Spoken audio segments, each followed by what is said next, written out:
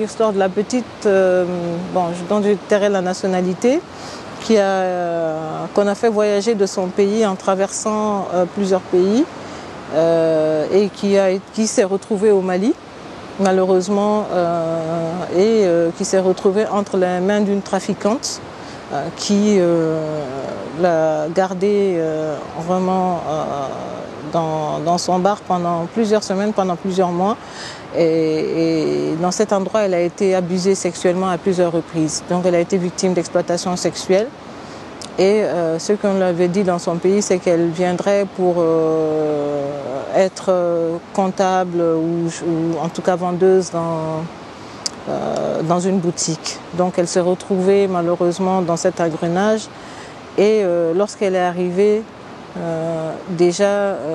malheureusement, la trafiquante en question l'a amenée chez un médecin pour voir si elle n'est pas atteinte de maladie, de MST, etc. Et malheureusement, ce médecin a abusé d'elle. Il a été d'ailleurs le premier à avoir abusé d'elle. Et elle est retournée dans ce bar pendant plusieurs mois. Et heureusement pour elle, un jour, elle a pu s'échapper. Elle a pu s'échapper. Lorsqu'elle s'est échappée, la première personne qu'elle a rencontrée a pu la diriger vers une association. Le temps vraiment qu'elle puisse se refaire non seulement une santé physique, mais aussi une santé psychologique.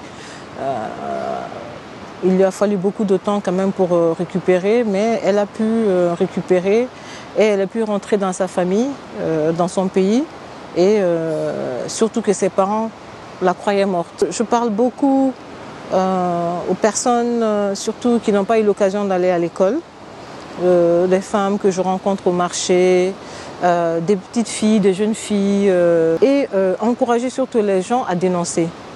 Parce que si on ne dénonce pas, pour moi, c'est une forme de complicité.